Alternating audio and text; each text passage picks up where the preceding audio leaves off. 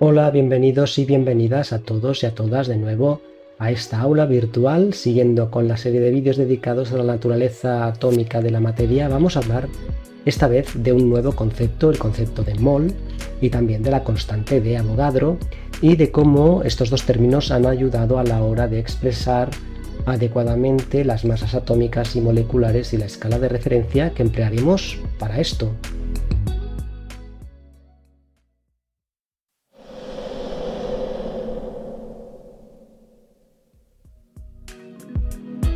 Cuando la hipótesis de Avogadro fue aceptada, los químicos, a la hora de tomar diferentes sustancias, para asegurarse que tomaban el mismo número de átomos o moléculas y minimizaban sus errores de cálculo, eligieron una cantidad de materia que denominaron átomo-gramo y molécula-gramo. En el segundo vídeo de esta serie ya vimos los conceptos de masa atómica relativa y masa molecular relativa. Por ejemplo, en 16 gramos de oxígeno deben existir el mismo número de átomos que en 12 gramos de carbono, ya que esta es la relación en la que se encuentra la masa de un átomo de oxígeno y un átomo de carbono, y este será el número de moléculas que hay en 18 gramos de agua, moléculas gramo de agua. La masa atómica relativa del oxígeno es 16, la masa atómica relativa del carbono es 12 y la masa molecular relativa del agua es 18. El número de átomos, partículas, que hay en 16 gramos de oxígeno es el mismo que hay en 12 gramos de carbono y el mismo número de partículas, moléculas en este caso, que hay en 18 gramos de agua. Los conceptos de átomo gramo y molécula gramo eran útiles, aunque no se supiera el número de átomos o moléculas que los formaban. El primer valor del número de átomos o moléculas contenidas en un átomo gramo o una molécula gramo fue obtenida por el físico austríaco Joseph Loh Schmidt en 1865. El cálculo fue realizado para determinar el número de moléculas gramo que existían en un centímetro cúbico de cualquier gas en condiciones normales. Gay-Lussac determinó que todos los gases aumentaban su volumen en la misma proporción al aumentar la temperatura. Avogadro pensó que todos los gases contenían el mismo número de partículas en las mismas condiciones de presión y temperatura. Por tanto, si en estas condiciones un gas ocupa el doble de volumen, pues tendrá el doble de partículas. Actualmente se acepta el valor para el número de moléculas contenidas en el volumen que ocupa una molécula gramo de cualquier gas en condiciones normales, 22,4 decímetros cúbicos, de 6,02 por 10 elevado a 23 partículas. Y se le denominó número de Avogadro, un número gigantesco, ¿vale?, que nos da una idea de lo increíblemente pequeñas que llegan a ser estas partículas, los átomos y las moléculas. El físico alemán Wilhelm Ostwald bautizó con el nombre de mol al número de átomos o moléculas contenidas en un átomo gramo o una molécula gramo respectivamente. Se definió el mol como la cantidad de materia que contenía el número de Avogadro de partículas. Este término se pasó a utilizar no solo para átomos y moléculas, sino también para cualquier partícula, iones, electrones. En la Conferencia de Pesas y Medidas en 1971, el mol fue designado como medida del sistema internacional y se le dio el nombre de cantidad de sustancia.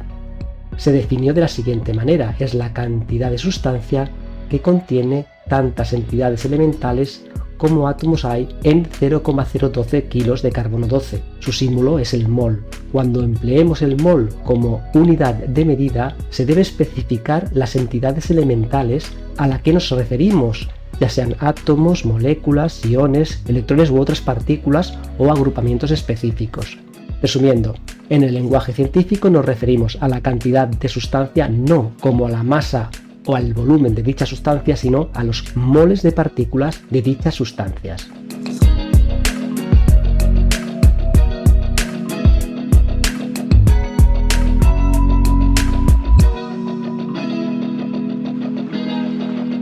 La cantidad de sustancia n será proporcional al número de entidades n mayúscula de dicha sustancia. Aquí en esta expresión n es la cantidad de sustancia, n es el número de entidades de la sustancia, donde la constante de proporcionalidad es la inversa de la constante de Avogadro, 6,02 por 10 elevado a la 23 moles. Denominaremos entonces masa molar a la masa por mol de átomos, moléculas u otras entidades de una sustancia y las designaremos por la letra M mayúscula. Actualmente no debemos utilizar las expresiones átomo-gramo o molécula-gramo. Podemos calcular entonces la masa molar de un elemento o de un compuesto partiendo de las masas atómicas relativas o de las masas moleculares relativas respectivamente. Para calcular la masa molar de una sustancia partimos de la masa atómica relativa. A sub Rx es la masa atómica relativa del elemento. Y en el denominador, aquí en esta expresión, tenemos la masa atómica relativa del carbono 12. De la misma manera podemos determinar la masa molar de un compuesto a partir de su masa molecular relativa. La masa atómica relativa de un elemento o de un compuesto lo expresamos respecto a la masa atómica del isótopo carbono 12, que será igual a 12,0000, un número exacto. Tomaremos como referencia la 12ª parte del isótopo de carbono 12. El valor numérico de la masa atómica relativa o de la masa molecular relativa coincide numéricamente con el valor de la masa molar de la partícula que tratemos de determinar. Fijaos que aquí estamos multiplicando por 12, pero también dividimos entre 12. Ojo, solo en valor numérico. Recordad que la masa atómica relativa o la masa molecular relativa no tienen unidades, porque es eso, un valor relativo referido al valor de referencia, el de la 12ª parte de la masa del isótopo de carbono 12. ¿Vale? Estas unidades de aquí, que la hemos partido por mol, son las de la masa molar. Por ejemplo, y para que lo tengáis más claro y lo entendáis mejor, supongamos que tenemos un ejercicio que nos piden que calculemos la masa molar del mercurio. Nosotros sabemos, porque se ha tabulado y se ha determinado experimentalmente, que la masa atómica del mercurio es de 200,59. Recordad de este vídeo anterior que os enlazo aquí, donde explicábamos cómo científicos como Berzelius o Cannizzaro comenzaron a investigar para obtener las masas atómicas relativas de los diferentes átomos y compuestos y cómo esto fue evolucionando, ¿vale? Entonces, vamos a hacerlo de una manera sencilla. Seguro que es mucho más fácil si lo hacemos aplicando una regla de 3 directa. La masa molar relativa del isótopo carbono 12 es de 12, ¿vale? Por definición. La masa atómica relativa del mercurio es de 200,592. Solo nos queda determinar la masa molar del mercurio.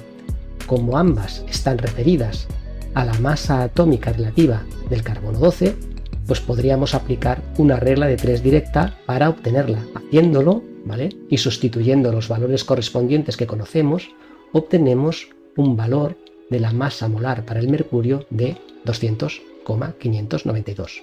¿Vale? Espero que así se entienda mejor. Como habíamos dicho, el valor numérico de la masa molar coincide con el de la masa atómica relativa. Ahora, en el caso que quisiéramos determinar la masa molar de un compuesto, sería muy parecido, pero previamente tendríamos que determinar la masa molecular relativa del compuesto. Por ejemplo, supongamos que nos piden que determinemos la masa molar del bromuro de mercurio, en este caso del bromuro de mercurio 1. Esta molécula está compuesta por 2 átomos, ¿vale? 2 átomos de mercurio y 2 de bromo. La masa atómica relativa del mercurio es de 200,592 y la del bromo es de 79,904. Por tanto, ¿cuál será la masa molecular relativa del compuesto? Pues multiplicaremos la masa atómica relativa del mercurio por 2, porque son 2 átomos de mercurio los que hay en la molécula, y multiplicaremos la masa atómica relativa del bromo también por 2, ¿vale? Por el mismo motivo. Hay 2 átomos de bromo en la molécula. La molécula de este compuesto contiene 2 átomos de bromo y 2 átomos de mercurio. Sumando ambos valores, sumando estos 2 productos, obtenemos el valor de la masa molecular relativa del bromuro de mercurio 1. Una vez tenemos este valor, ya no hace falta que volvamos a demostrar lo que vimos antes con las masas atómicas relativas. Pasa exactamente lo mismo con las masas moleculares. El valor numérico coincide con el valor de la masa molar del compuesto, en este caso del bromuro de mercurio 1. Así pues, la masa molar de nuestro compuesto es de 561 gramos partido por mol. Esto es fácil de recordar, no lo olvidéis, la masa atómica relativa o la masa molecular relativa coincide con las correspondientes masas molares, ¿vale? Muy bien. Pues vamos a utilizar este valor de la masa molar para determinar la cantidad de sustancia a partir de la masa que tengamos de dicha sustancia. Utilizaremos como factor de conversión este valor de aquí, donde n es la cantidad de sustancia expresada en moles. M es la masa de la sustancia. M es la masa de la sustancia en caso de que expresemos en unidades del sistema internacional. Estará en kilos, aunque suele emplearse también en gramos. La mayoría de las veces porque las cantidades a las que nos referimos son pequeñas.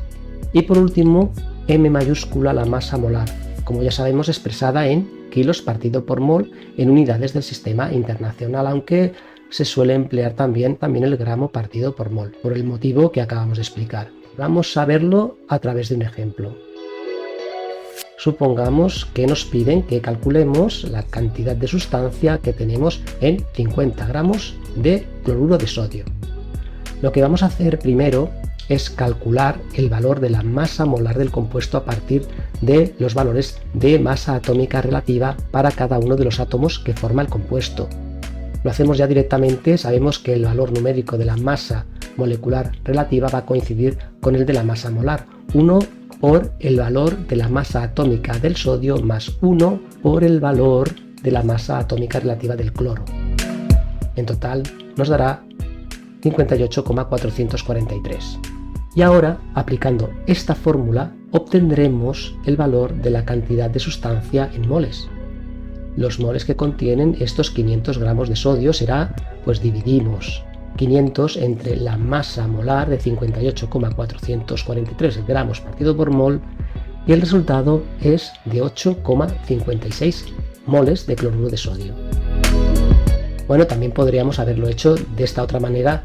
Para que resulte incluso más fácil a la hora de realizar cálculos se suele emplear lo que ya conocemos como factores de conversión utilizando el método del factor unitario.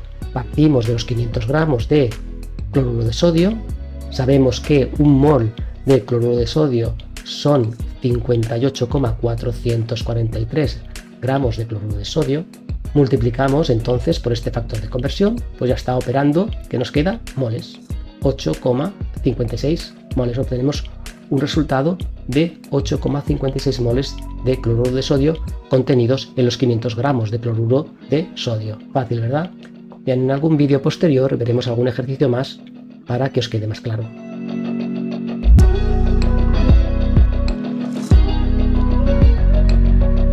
Con todo lo que tenemos y hemos visto hasta ahora, sería posible determinar también la masa de un solo átomo o molécula. Para ello es necesario también conocer el valor de la masa molar y utilizar la constante de Avogadro. Utilizaremos como factor de conversión esta expresión de aquí, donde ya sabemos m es la masa de un átomo o molécula, m la masa molar y n sub va la constante de Avogadro, el número de Avogadro. Por ejemplo, supongamos que queremos determinar la masa de una molécula de oxígeno. Ya que la masa atómica relativa del oxígeno es 16, la de la molécula de oxígeno es 32, porque la molécula está constituida por dos átomos. Y este valor coincide numéricamente con el valor de la masa molar de la molécula de oxígeno en gramos partido por mol. Eso siempre, ¿vale? Como hemos visto antes. Partimos entonces de una molécula de oxígeno de la que queremos calcular su masa. Un mol de oxígeno equivale a 6,02 por 10 elevado a la 23 moléculas de oxígeno. Ahora solo nos queda convertir estos moles a gramos. Un mol de oxígeno son 32 gramos de oxígeno. Operando obtenemos un resultado de 5,3 por 10 elevado a menos 23 gramos, el peso de una molécula de oxígeno. Ya está, así de fácil.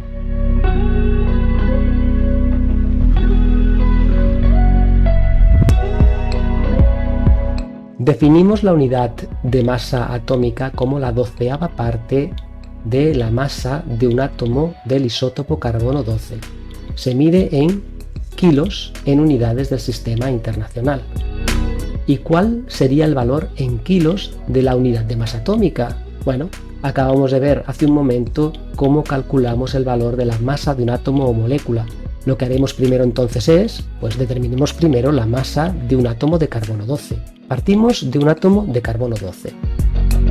Operando con los factores de conversión como hemos hecho antes, obtenemos una masa de 1,99 por 10 elevado a menos 23 gramos de carbono 12. Y hemos dicho que la unidad de masa atómica es la 12ª parte de este valor. Dividiendo entonces entre 12, obtenemos el valor de la unidad de masa atómica, que será de 1,66 por 10 elevado a menos 24 gramos, o lo que es lo mismo, 1,66 por 10 elevado a la menos 27 kilos. Utilizando la unidad de masa atómica podemos expresar las masas atómicas de la siguiente manera. Para el carbono 12 sería de 12,0000 unidades, valor exacto, ya que la 12ª parte de este valor es el que tomamos como referencia. Para el oxígeno 16 es de 16,0044 unidades de masa atómica y para el oxígeno de 15,999 unidades de masa atómica. Este último valor es el valor promedio de la suma de las masas de los diferentes isótopos de oxígeno, teniendo en cuenta el porcentaje de presencia de cada uno de ellos en el compuesto. Su valor es muy similar al anterior, ¿vale? A este de aquí, ya que el isótopo que se encuentra en mayor porcentaje en el oxígeno es el oxígeno 16. El valor numérico de la masa atómica expresada en unidades de masa atómica coincide con la masa relativa, ¿vale? Con la masa atómica relativa, pero recuerda, la masa atómica relativa no tiene unidades, ya que es un valor relativo referido a la masa atómica del isótopo carbono 12, mientras que la masa atómica expresada en unidades de masa atómica debemos indicarla siempre debemos indicar una U, unidades de masa atómica, ¿vale? Hasta el próximo vídeo. Yo soy Marcos, un saludo a todos y nos vemos.